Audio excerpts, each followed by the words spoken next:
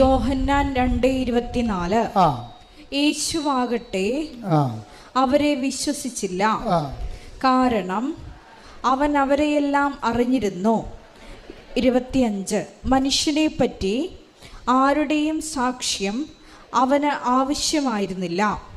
മനുഷ്യനിലുള്ളത് എന്താണെന്ന് അവൻ വ്യക്തമായി അറിഞ്ഞിരുന്നു. അതാ പറയാം, വൃത്തിയായിട്ടും വ്യക്തമായിട്ട് അറിയാം.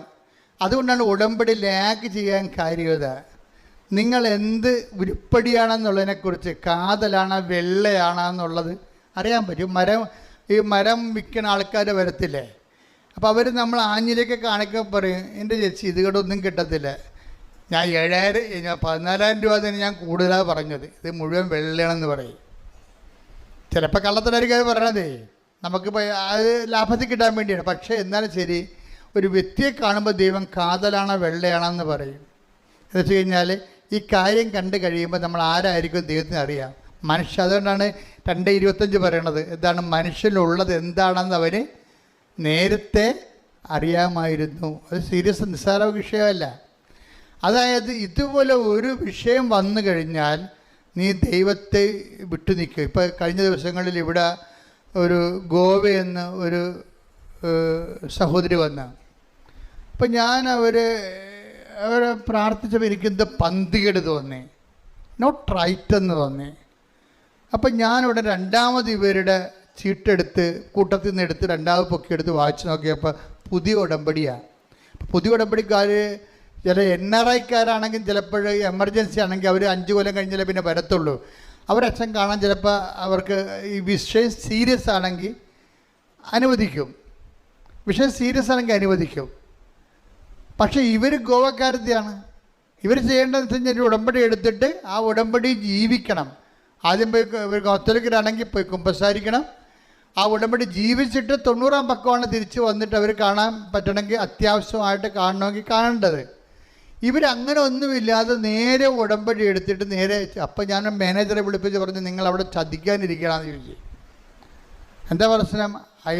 അപ്പം അയാൾ എന്നോട് പറയണത്, 2 ദിവസമായിട്ട് അമ്മയും മകളും ഇവിടെ പുറകെ നടക്കുകയാണ്, അച്ഛനെ കാണണമെന്ന് പറഞ്ഞു.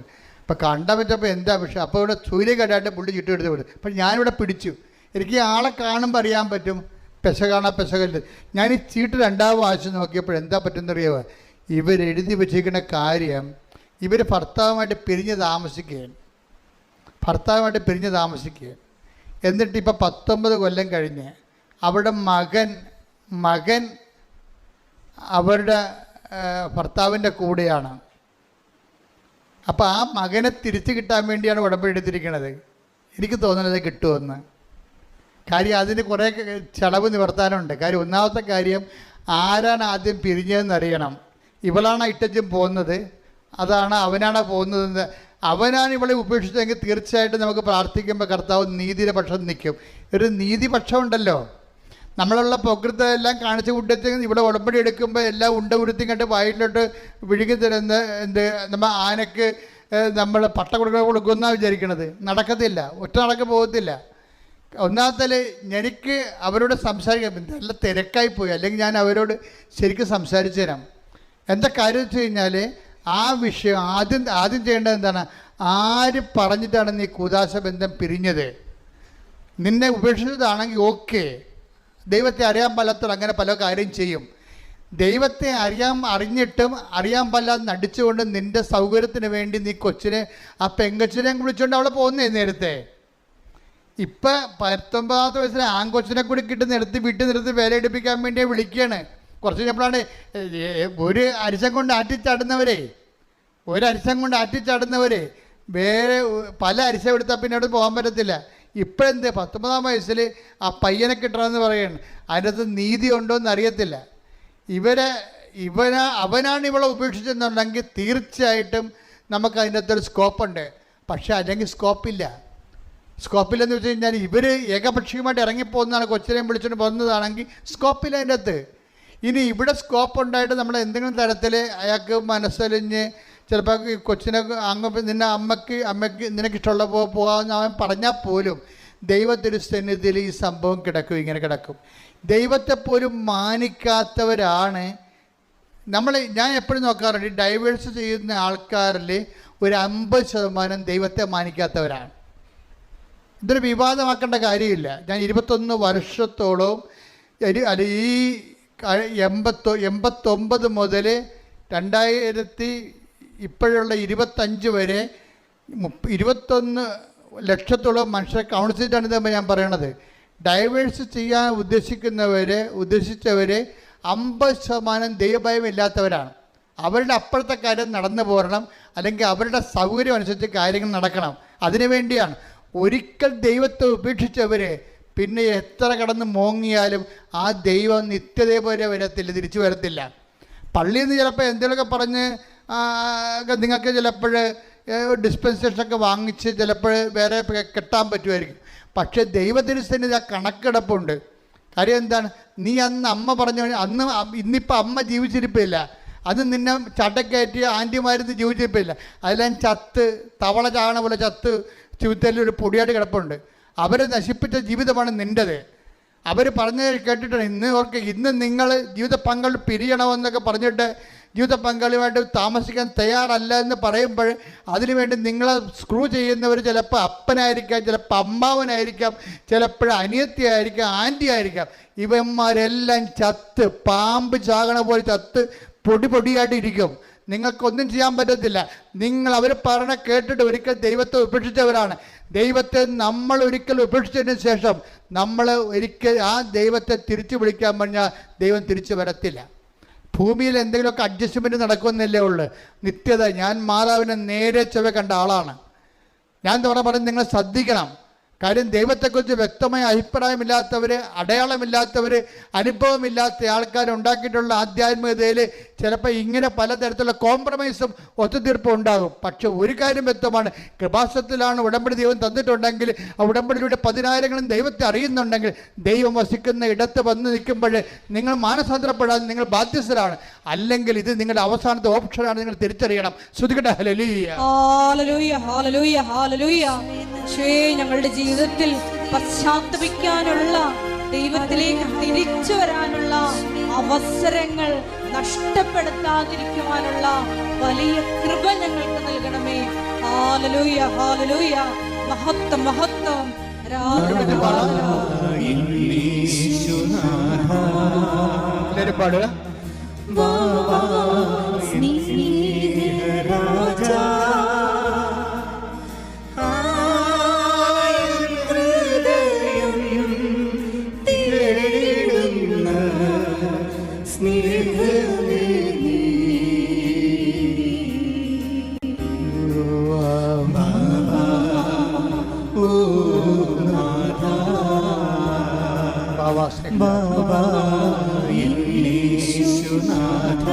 ഒരുമിച്ച് പാടുക എല്ലാവരും.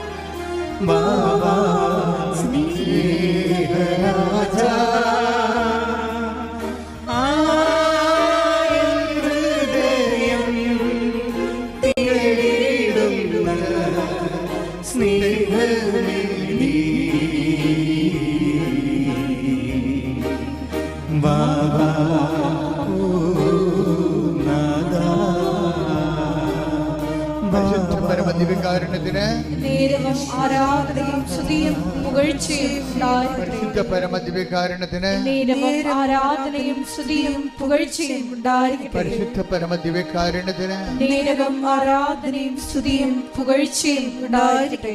നമ്മൾ ചങ്കം കരളും എടുത്ത് സൂക്ഷിച്ച് അസറിയാസും തോബിയാസും കൂടി പിന്നെയും യാത്രയാകും. അപ്പോഴവരെ പോകുന്ന വഴിക്ക് രാത്രിയാകുമ്പോൾ റഗ്വേൽ എന്നും പറഞ്ഞ ഒരാളെൻ്റെ വീട്ടിൽ കയറും. റഗ്വേൽ ബന്ധമുള്ള ആളാണ്, ചർച്ചക്കാരാ. ഇപ്പം രാത്രിയായി, പോകേണ്ട സ്ഥലം ഇനിയും പോകാനുണ്ട്. പക്ഷെ രാത്രി ആയതുകൊണ്ട് യാത്ര നടക്കാത്ത കൊണ്ട് ഇവർ കൊച്ചു മത്സ്യത്തിനെ ചുട്ടു തന്നിട്ട് ചങ്കക്കാരെല്ലാം എടുത്തുകൊണ്ട് യാത്രയാകും. റഗ്വേലിൻ്റെ വീട്ടിൽ ചെല്ലുമ്പോഴാണ് വിഷയം.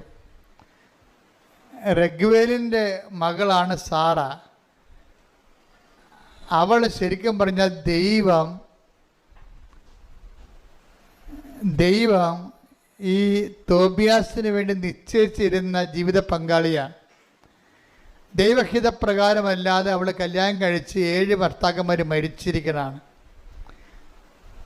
അതേക്കുറിച്ചൊക്കെ ബൈബിൾ നല്ല രസകരമായിട്ട് സംസാരിക്കുന്നുണ്ട്. പക്ഷേ രഘുവേലിൻ്റെ വീട്ടിൽ ചെല്ലുമ്പോൾ അസറിയാസ്, ഈ ദൂതൻ പറയും, ഇത് നിൻ്റെ ജീവിത പങ്കാളിയാണ്, അവളെ കല്യാണം കഴിക്കാൻ നിനക്ക് തടസ്സമില്ലെന്ന് പറയും. അപ്പോൾ രഘുവേലിനെ, സാറായുടെ അപ്പന് അത് ബോധ്യമാകും. അപ്പോൾ സാറ കരഞ്ഞുകൊണ്ട് പറയും, എന്നെ കല്യാണം കഴിക്കരുത്, കാര്യം ഇന്ന രീതിയിൽ മരിച്ചിട്ടുള്ളതാണ് ഭർത്താക്കന്മാർ. കാര്യം തുറന്നു പറഞ്ഞ കണ്ടില്ലേ? വിവാഹത്തിൽ എന്തെങ്കിലും ഒരു പരാധീനത ഉണ്ടെങ്കിൽ നമ്മൾ ദൈവത്തിനാണ് പ്രാധാന്യം കൊടുക്കണമെന്നുണ്ടെങ്കിൽ തുറന്ന് പറയണം. കഴിക്കണമെങ്കിൽ കഴിക്കണം, അല്ലെങ്കിൽ കഴിക്കണം. ദൈവതീരുമാനമായിരിക്കും അത്. ഇപ്പം ഇവിടെ സാറ കാര്യം തുറന്ന് പറയുകയാണ്. എന്താ പറയണത്? എൻ്റെ ഭർത്താക്കന്മാർ കെട്ടിയവരെല്ലാം അന്ന് രാത്രി തന്നെ മരിച്ചു വീണിട്ടുണ്ട്, എൻ്റെ ഒരു അവസ്ഥ അതാണ്. അപ്പം രഘുവേലിന് എന്ത് അസറിയാസ് പറയും, ഇല്ല, ഇത് ദൈവഹിതമാണ്. നിൻ്റെ ഭർത്താക്കന്മാരെ കൊന്നിട്ടുള്ള ഭൂതത്തെ ഞാൻ ഉച്ചാടനം ചെയ്യുമെന്ന് പറയും. എന്നിട്ട് അസറിയാസ് ത്വബിയാസിനോട് പറയും, കല്യാണ രാത്രിയിൽ നീ പിടിച്ച മത്സ്യത്തിൻ്റെ ചങ്കും കരലും എടുത്ത് ഇപ്പം നെരിപ്പോടിലിട്ട് പുകക്കാൻ പറയും. അത് പുകച്ച് കഴിയുമ്പോൾ ഈ ഭൂതം ഉച്ചാരണം ചെയ്യപ്പെടും. അതായത് എന്ത് തിന്മയുണ്ടെന്നുണ്ടെങ്കിലും ഒരു കർത്താവിൽ നമ്മൾ വിശ്വസിക്കുന്ന വ്യക്തിയാണോ, ആ വ്യക്തിയെ സംബന്ധിച്ചിടത്തോളം ഒരു ബാധയും നിന്നെ ഏൽക്കുകയില്ല. 91 സങ്കീർത്തനം 7 തിരുവചനം. സങ്കീർത്തനം 91:7. നിന്റെ പാർശ്വങ്ങളിൽ നിന്റെ പാർശ്വങ്ങളിൽ ആയിരങ്ങൾ മരിച്ചു വീണേക്കാം, നിന്റെ വലതുവശത്ത് 10,000 എങ്കിലും നിനക്ക് ഒരനർത്ഥവും സംഭവിക്കുകയില്ല. അതായത് ദൈവ പൈതലിനെ സംബന്ധിച്ചിടത്തോളം സമ്പൂർണമായ പ്രൊട്ടക്ഷനാണ് ഉള്ളത്. അതാണ് ഞാൻ എപ്പോഴും ഉടമ്പടി കർക്കശ്യമായിട്ട് പാലിക്കണമെന്ന് പറഞ്ഞതിൻ്റെ കാരണം. ഉടമ്പടിയിൽ എന്താണ് 14:9 അഭ്യാസം പറയണത്? കർത്താവിൻ്റെ നിയമവും കർത്താവിൻ്റെ പ്രമാണങ്ങളും പ്രവാചക ഗ്രന്ഥങ്ങളും അനുസരിച്ച് ജീവിക്കുന്നതിൻ്റെ ജീവിതം മത്സ്യം വിഴുങ്ങാൻ വന്നാലും, അതുപോലെ തന്നെ പിശാച് ഭർത്താക്കന്മാരെ കൊല്ലുന്ന സ്ത്രീയെ കല്യാണം കഴിച്ചാലും ദൈവത്തിൻ്റെ ഒരു സംരക്ഷണം ഉണ്ടാകും. അതായത് ഉടമ്പടി നമുക്ക് നൽകുന്ന സംരക്ഷണം നിസ്സാരമല്ല. സലുവിൻ്റെ സാക്ഷ്യത്തിൽ കേൾക്കുന്നത് എന്താണ്? അണലി ഒരു ദിവസം, 2ാമത്തെ ദിവസം ശംഖ് വരെ, 3ാമത്തെ ദിവസം മൂർഖരിങ്ങനെ കയറി ഇറങ്ങിപ്പോവുകയാണ്. അപ്പോൾ അവളെന്താ ചെയ്യണത്? അവളൊന്നും ചെയ്തില്ല. അവൾ ചെയ്തിട്ടിരിക്കണത് കൃപാസനത്തിൽ മണ്ണെടുത്ത് ഇവിടെ വന്നു വെച്ചു. വർഷങ്ങളായിട്ടുള്ള പാമ്പ് ശല്യമാണേ. മണ്ണെടുത്തിട്ട് എന്ത് ചെയ്ത് ഉടമ്പടി ഉപ്പുമായിട്ട് കലർത്തി അത് സ്വന്തമായിട്ട് ചെയ്യണതാണ്, ആരും പറഞ്ഞു കൊടുക്കണമല്ല. ദൈവ പൈതലിനെ സംബന്ധിച്ചിടത്തോളം ദൈവ പൈതലിന് ദൈവവുമായിട്ട് ജീവിച്ച് കഴിയുമ്പോൾ പരിഹാര മാർഗങ്ങൾ സ്വന്തം മനസ്സിൽ തന്നെ ദൈവം കൊടുക്കും. അവളെന്ത് ചെയ്ത് ആ ഉപ്പ് കൊണ്ടുവന്ന് വെയിലിൽ മുഴുവൻ വിശ്വാസപ്രമാണം ചൊല്ലിയിട്ട് വെയിലിക്ക് മുഴുവൻ ഉപ്പ് തുളി. കാര്യം അവർക്ക് ആപ്പടെ 5 സെൻറ്റ് സ്ഥലമേ ഉള്ളൂ, ചുറ്റോടിയിട്ടുള്ള കാടാണ്. അത് നാട്ടുകാരുടെ പുരയിടമാണ്. ആ നാട്ടുകാർ ഇവിടുന്ന് ഇവിടെയെങ്കിലും ഇല്ല. അപ്പോൾ അവരുടെ കാട് വെട്ടാനും പറയത്തില്ല. നമ്മളെ കയറി വെട്ടിയാൽ കേസും ആകും. പാമ്പാണെങ്കിൽ പാമ്പിന് പുരയിടത്തെക്കുറിച്ച് ഒരു ഐഡിയയും ഇല്ലാത്ത കാരണം പാമ്പ് ഇതിൻ്റെ പേരിൽ കാട്ടിൽ നിന്ന് കയറണ പോലെ നമ്മുടെ വീട്ടിൽ കയറി കൊണ്ടിരിക്കുകയാണ്. എന്തൊരു ഗതികെട്ട ജീവിതമാണെന്ന് നോക്കിയേ. അപ്പോൾ അവൾ ചെയ്തിരിക്കണത് എന്താണ്? അവൾ ഉടമ്പടി ജീവിച്ചിട്ട് മണ്ണ് വാരി കൊണ്ടുപോയിട്ട് ഉപ്പുമായിട്ട് കലർത്തിയിട്ട് വിശ്വാസപ്രമാണം ചൊല്ലിയിട്ട് വെയിൽ 4 അതിരിനും വിശ്വാസപ്രമാണം ചൊല്ലി ഇത് പ്ലേസ് ചെയ്യും. ഇതാണ് വിശ്വാസ പ്രയോഗം എന്ന് പറയേണ്ടത്. എന്നിട്ട് എന്ത് ചെയ്യും? ഉടമ്പടി തൈലം കൊണ്ടുവന്നിട്ട് ഇരുമ്പ് ഗേറ്റിൻ്റെ ഒരു കുരിശിടും. കർത്താവിൻ്റെ ഭവനമാണിത്, ഇവിടെ പ്രവേശിക്കരുതെന്ന് പറയും. അതാണ് ഒരു ബാധയും നിൻ്റെ ഭവനത്തെ പ്രവേശിക്കുന്നില്ല. സുലു പറയണത് പിന്നെ 1 കൊല്ലമായി ഇപ്പോൾ ഇന്ന് വരെ ഒരു പാമ്പിനെ പോലും കുടുംബത്തിൽ കണ്ടിട്ടില്ലെന്ന്.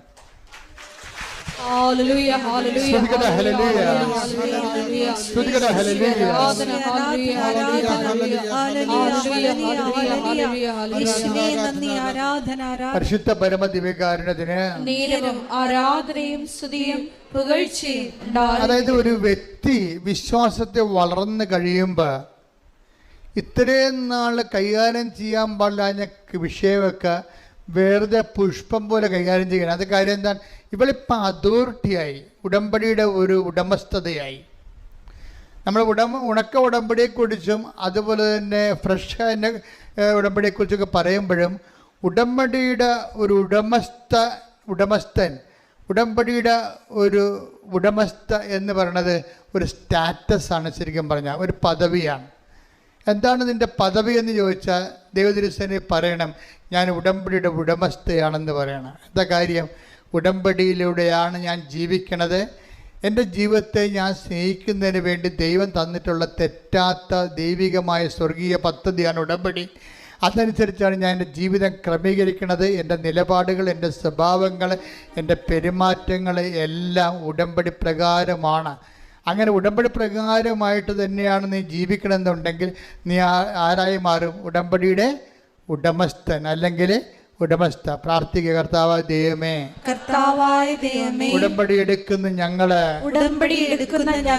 ഉടമ്പടി ജീവിതത്തിന്റെ ഉടമസ്ഥരാകാൻ അഭിഷേകം ചെയ്യണമേ. ശ്രദ്ധിക്കട്ടെ.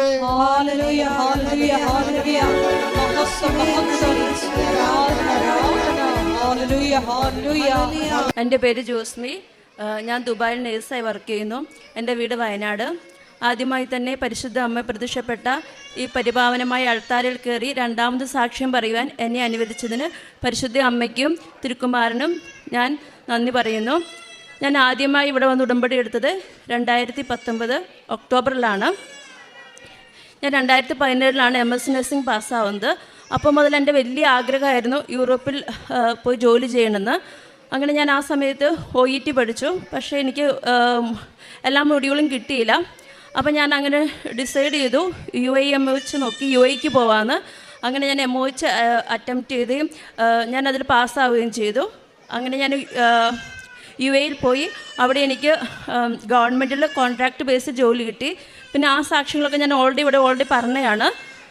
അപ്പോൾ ആ സമയത്ത് എൻ്റെ എയിം എന്ന് പറയുന്നത് യൂറോപ്യൻ രാജ്യത്ത് പോകണമെന്ന് തന്നെയായിരുന്നു. ഞാൻ പിന്നെയും OET ട്രൈ ചെയ്തുകൊണ്ടിരുന്നു. അങ്ങനെ ആ സമയത്താണ് ഞങ്ങൾക്ക് മിനിസ്ട്രിയിൽ നിന്ന് ഒരു എക്സാം ഇട്ട് ഞാനതിൽ പാസ്സായി. 2 ദിവസം കഴിഞ്ഞപ്പം ഞങ്ങൾക്ക് ടെർമിനേഷൻ ലെറ്റർ കിട്ടി. പക്ഷെ എന്നോട് പറഞ്ഞു, നീ പാസ്സായതുകൊണ്ട് നിന്നെ ഞങ്ങൾ മിനിസ്ട്രിയിലേക്ക് പെർമനൻ്റായിട്ട് എടുക്കുകയെന്ന്. അപ്പം ഞാൻ അപ്പോഴൊക്കെ എനിക്ക് കിട്ടുന്ന വചനം, നിന്നെപ്പറ്റി എനിക്കൊരു പദ്ധതി ഉണ്ടാകും, നിൻ്റെ നാശത്തിനുള്ള ക്ഷേമത്തിലുള്ള പദ്ധതിയാണ്. അപ്പം ഞാൻ വിചാരിച്ചു, എനിക്ക് മിനിസ്ട്രി ഇത്രയും നല്ല സാലറിയിലും അലവൻസിലൊക്കെ ജോലി കിട്ടിയില്ല, പിന്നെ ഞാൻ എന്തിനാണ് UK അയർലൻഡ് നോക്കുന്നത്, അന്ന് കുറച്ചും കൂടെ ബെറ്റർ പ്ലേസ് പിടിക്കാമെന്ന് പറഞ്ഞ് ഞാൻ ഓസ്ട്രേലിയ ട്രൈ ചെയ്തു. അപ്പോൾ എൻ്റെ ഏജൻസിക്കാരെന്നോട് പറഞ്ഞു, നിനക്ക് US പോകാൻ താല്പര്യമുണ്ടോ എന്ന്. US എൻ്റെ ഡ്രീംസിന് അബോവ് ആയിരുന്നു. പക്ഷേ ഞാൻ വചനം എടുത്തപ്പോൾ എനിക്ക് കിട്ടിയ വചനം, ഞാൻ നിന്നോടുകൂടെ വരികയും നിനക്ക് ആശ്വാസം പകരുകയും ചെയ്യുമെന്ന്. അങ്ങനെ ഞാൻ പരിശുദ്ധ അമ്മയോട് പറഞ്ഞു, അമ്മ ഇത് ഒത്തിരി പൈസയാവും, പകുതിക്ക് വെച്ച് എനിക്ക് ബ്രേക്ക് ചെയ്യാൻ ഇടവരരുത്, അമ്മ എൻ്റെ കൂടെ ഉണ്ടെങ്കിൽ മാത്രമേ ഞാനിതിന് ഇറങ്ങത്തുള്ളൂ എന്ന് പറഞ്ഞു. ഞാനങ്ങനെ പ്രോസസ്സിങ് സ്റ്റാർട്ട് ചെയ്തു. കുറച്ച് കഴിഞ്ഞപ്പോൾ തന്നെ എൻ്റെ മിനിസ്ട്രിയിൽ നിന്ന് എൻ്റെ കോൺട്രാക്റ്റ് പെർമനൻ്റ് ആയിട്ടില്ല, ഞാൻ കോൺട്രാക്റ്റ് ബേസിൽ തന്നെയാണ് ജോലി ചെയ്യുന്നത്. എൻ്റെ US പേർപ്പസും മൂവ് ആവുന്നില്ല. ഞാൻ പിന്നെയും ഭയങ്കര ഒരു സ്ട്രഗിളിങ്ങിൽ പെട്ടിരിക്കുമായിരുന്നു. കാരണം എൻ്റെ ഫാമിലിയൊക്കെ നാട്ടിലായിരുന്നു. ആ സമയത്ത് 2023 ഞാനിവിടെ വന്ന് ഉടമ്പടി എടുത്തു. പിറ്റത്തെ ചൊവ്വാഴ്ച തന്നെ എനിക്ക് മിനിസ്ട്രിയിൽ നിന്ന് കോൾ വന്നു, എൻ്റെ കോൺട്രാക്റ്റ് പെർമനൻ്റ് ആയിന്ന്. അങ്ങനെ ഞങ്ങൾ ഫാമിലിയായിട്ട് സെറ്റിൽഡായി. പിന്നെ എൻ്റെ അടുത്ത ടാസ്ക് NCLEX പാസ്സാവുക എന്നതായിരുന്നു. അത് ഞാൻ പരിശുദ്ധ അമ്മയോട് പ്രാർത്ഥിച്ച് അച്ഛൻ്റെ ഉടമ്പടി ധ്യാനം നടക്കുന്ന സമയത്ത് ഞങ്ങൾ ഡേറ്റ് എടുത്തു. അങ്ങനെ എക്സാമിന് വേണ്ടി ഡേറ്റ് എടുക്കുകയും ആ എക്സാം ഫസ്റ്റ് അറ്റംപ്റ്റും തന്നെ എനിക്ക് പാസ്സാക്കാൻ പറ്റി. അത് കഴിഞ്ഞ് ജൂലൈയിൽ ഞാനിവിടെ വന്ന് സാക്ഷ്യം പറയുകയും എൻ്റെ ഉടമ്പടി പുതുക്കുകയും ചെയ്തു. ഞാൻ എക്സാം പാസ്സായതിൻ്റെ പിറ്റേ ദിവസം തന്നെ എനിക്ക് US-ൽ നിന്ന് ഒരു ഡയറക്റ്റ് ഇൻ്റർവ്യൂ വന്നു, ദുബായ് വെച്ച് തന്നെ. ആ ഇൻ്റർവ്യൂവിൽ എനിക്ക് സെലക്ഷൻ കിട്ടി. പക്ഷേ എൻ്റെ പ്രോസസ്സിങ് ഭയങ്കര ഡിലേ ആയിരുന്നു. പിന്നെ ഞങ്ങൾക്ക് മിനിസ്ട്രിയിൽ നിന്ന് വീടൊക്കെ കിട്ടുന്നതുകൊണ്ട് ഞങ്ങൾക്ക് 1 ഇയർ കോൺട്രാക്റ്റാണ്. അപ്പം ഞാൻ ഈ ഏപ്രിലാണ് ഞാൻ മനസ്സിൽ വിചാരിച്ചത്, ഏപ്രിൽ ആകുമ്പോഴത്തേക്കും എനിക്ക് റെസിഗ്നേഷൻ കൊടുക്കാൻ പറ്റണമെന്ന രീതിയിലായിരുന്നു. പക്ഷേ ഭയങ്കര ബ്ലോക്കായിരുന്നു. പക്ഷേ ഇവിടെ വന്ന് പോയതിന് ശേഷം ഞാൻ PT എക്സാം എഴുതി. ഞാൻ എൻ്റെ ജീവിതത്തിൽ ഒരു ലാംഗ്വേജ് എക്സാം പോലും എനിക്ക് റിക്വേർഡ് സ്കോർ പാസ്സാകാൻ പറ്റിയില്ല. പക്ഷേ പരിശുദ്ധ അമ്മയുടെ കാശുരൂപവും ഉപ്പ് ഇട്ടിട്ട് ഞാൻ പറഞ്ഞു, മാതാവേ നീ എന്നെ ഈ സെൻറ്ററിലേക്ക് കൊണ്ടുവരരുതെന്ന് പറഞ്ഞ് ഞാൻ എക്സാം എഴുതി. ഒരു ചൊവ്വാഴ്ചയായിരുന്നു ഞാൻ എക്സാം എഴുതിയത്. എനിക്ക് ചൊവ്വാഴ്ച രാത്രി, അത് ബുധനാഴ്ച രാവിലെ ഞാൻ നൈറ്റ് ഡ്യൂട്ടി ചെയ്തുകൊണ്ടിരിക്കുമ്പോൾ എൻ്റെ റിസൾട്ട് വന്നു. അപ്പോൾ എനിക്ക് ശരിക്കും എനിക്ക് ഫീൽ ചെയ്ത് കാനായിലെ കൽഭരണിയിൽ പരിശുദ്ധാമ്മയുടെ മാധ്യസ്ഥയിൽ വെള്ളം വീഞ്ഞാക്കിയ പോലെയായിരുന്നു. ഓരോ മൊഡ്യൂളിനും എനിക്ക് ആവശ്യത്തിൽ കൂടുതൽ സ്കോർ നൽകി മാതാവ് എന്നെ അനുഗ്രഹിച്ചു. പിന്നെ എൻ്റെ പ്രോസസ്സിങ് മൂവ് ചെയ്യുന്നുണ്ടെന്ന് പറഞ്ഞു, പക്ഷേ മൂവ് ആവുന്നില്ല. അങ്ങനെ ജനുവരിയിലൊക്കെ ഞങ്ങളിങ്ങനെ പ്രാർത്ഥിച്ചുകൊണ്ടിരിക്കുമ്പോൾ ഫെബ്രുവരിയിൽ ഷാർജയിൽ ജോസഫ് അച്ഛൻ്റെ ധ്യാനം വന്നു. ധ്യാനത്തിൻ്റെ സമയത്ത് ഞാൻ ശരിക്കും ലീവ് ഒന്നും എഴുതി വിട്ടില്ലായിരുന്നു. കാരണം ഞങ്ങൾക്ക് JCയുടെ ഓഡിറ്റൊക്കെ ഉള്ളതുകൊണ്ട് ഓൾറെഡി എനിക്ക് ആ സമയത്ത് ലീവ് എടുക്കാൻ പറ്റത്തില്ലായിരുന്നു. അങ്ങനെ കുർബാനയുടെ ഇടയ്ക്ക് അച്ഛനെ കണ്ടപ്പോൾ എനിക്ക് ഒത്തിരി സന്തോഷം തോന്നി. എൻ്റെ വീട്ടിൽ നിന്ന് ആരോ വന്ന് അൾത്താരയിൽ നിൽക്കുന്ന പോലെ തോന്നി. അപ്പം ഞാൻ ഗ്രോട്ടോൻ്റെ അവിടെ നിന്ന് പ്രാർത്ഥിച്ചപ്പോൾ ഞാൻ മാതാവിനോട് പറഞ്ഞു, മാതാവേ എനിക്ക് അച്ഛൻ്റെ ധ്യാനം കൂടണം എന്ന് പറഞ്ഞു. അപ്പോൾ എനിക്ക് നല്ല മുല്ലപ്പൂവിൻ്റെ ഒരു സുഗന്ധം കിട്ടി. ഈവനിങ് ആയപ്പോൾ എൻ്റെ ഇൻചാർജ് എന്നോട് പറഞ്ഞു, ജോസ്മി നീ ലീവ് എടുത്തോ, സ്റ്റാഫ് കൂടുതലാണെന്ന് പറഞ്ഞു. അങ്ങനെ എനിക്ക് 4 ദിവസം അച്ഛൻ്റെ ധ്യാനം കൂടാൻ പറ്റി. ഞാൻ അച്ഛനെ കാണാനുള്ള ആവേശത്തിൽ ഒരു ദിവസം ഞാൻ ഉച്ചയായപ്പോൾ പോവുകയാണ് എൻ്റെ പാസ്പോർട്ടൊക്കെ പിടിച്ച്. ആ പോകുന്ന വഴിക്ക് എൻ്റെ വണ്ടി ആക്സിഡൻ്റായി. പക്ഷേ ഒന്നും സംഭവിച്ചില്ല. ആ തട്ടിയ ആളെന്നോട് പറഞ്ഞു, സാരമില്ല സിസ്റ്റർ നീ പോയിക്കോ, നീ ഇത് പോലീസിനെ ഒന്നും ഇൻഫോം ചെയ്യേണ്ട, കാരണം നിൻ്റെ വണ്ടിക്ക് കുഴപ്പമൊന്നുമില്ലല്ലോ എന്ന്. അപ്പോൾ കരിസ്മാറ്റിക് ഗ്രൂപ്പിലെ ബ്രദർ എന്നോട് പറഞ്ഞു, ഞാൻ പറഞ്ഞു എനിക്ക് ബ്രദർ എനിക്ക് ഒന്നും വേണ്ട, എനിക്ക് അച്ഛൻ്റെ അടുത്ത് എൻ്റെ പാസ്പോർട്ടും ജസ്റ്റ് ബ്ലസ് ചെയ്താൽ മതി, ബ്രദർ ഒന്ന് കൊടുത്താലും മതി എന്ന് പറഞ്ഞു. ബ്രദർ എന്നെ അച്ഛൻ്റെ അടുത്ത് കൂട്ടിക്കൊണ്ട് പോയി. അപ്പോൾ എനിക്ക് 2 ഇൻ്റർവ്യൂ വന്ന് നടക്കുമായിരുന്നു. ഒന്ന് വാഷിങ്ടൺ DC-ക്കും ചിക്കാഗോയിലേക്കും. അച്ഛൻ എന്നോട് ചോദിച്ചു നിനക്ക് എങ്ങോട്ടാണ് പോകേണ്ടതെന്ന്. ഞാൻ പറഞ്ഞു മാതാവ് പറയുന്ന പോലെയെന്ന്. എന്നിട്ട് അച്ഛൻ എന്നെ ബ്ലസ് ചെയ്തു. അച്ഛനും പ്രത്യേകിച്ച് ഒന്നും പറഞ്ഞില്ല. പക്ഷേ ധ്യാനത്തിൻ്റെ ഇടയ്ക്ക് അച്ഛൻ പറഞ്ഞു അച്ഛൻ ചിക്കാഗോയിൽ ധ്യാനത്തിന് പോകുന്നുണ്ടെന്ന് പറഞ്ഞു. അപ്പം ഞാൻ മാതാവിനോട് പറഞ്ഞു അവിടെ കൃപാസന മാതാവിൻ്റെ പള്ളിയുണ്ട്. ഞാൻ പറഞ്ഞു മാതാവ് എനിക്ക് ചിക്കാഗോയിലേക്ക് എനിക്ക് തരാമോ എന്ന് ഞാൻ ആ ധ്യാനത്തിൻ്റെ ഇടയ്ക്ക് ചോദിച്ചു. അച്ഛൻ്റെ ധ്യാനം തീരുന്നതിന് മുമ്പ് എനിക്ക് അവിടുന്ന് വിസ അപ്രൂവൽ കിട്ടി. പിന്നെ അടുത്ത സ്റ്റെപ്പ് എന്ന് പറയുന്നത് എംബസി ഇൻ്റർവ്യൂ ആയിരുന്നു.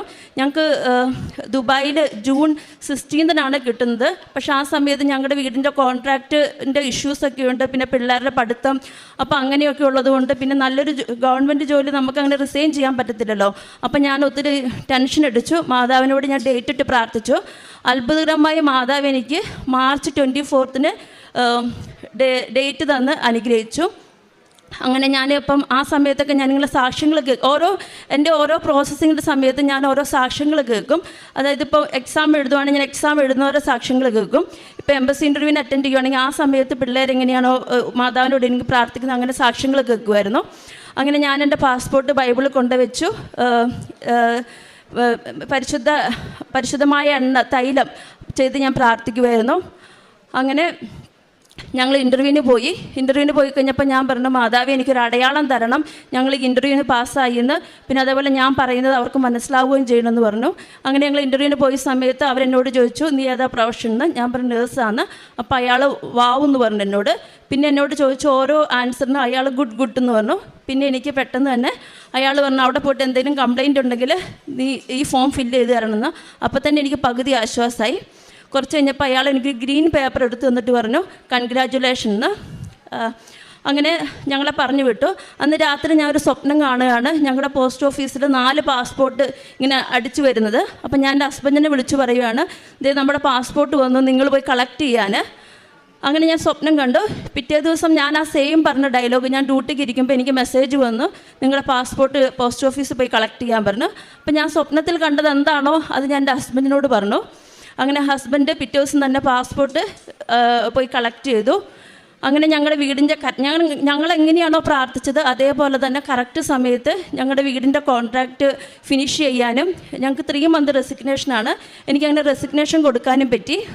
അങ്ങനെ ജൂലൈ 15 ഞങ്ങൾ US പോകാൻ വേണ്ടി ഫാമിലിയായി പോകാൻ വേണ്ടി ടിക്കറ്റ് എടുത്തിരിക്കുകയാണ്. അപ്പോൾ ഇത്രയൊക്കെ അനുഗ്രഹങ്ങൾ, വലിയൊരു അനുഗ്രഹം, എൻ്റെ ജീവിതത്തിൽ വലിയൊരു സ്വപ്നമായിരുന്നു ഇത് നടത്തി തന്ന മാതാവിനും ഈശോയ്ക്കും 1000 നന്ദി പറയുന്നു.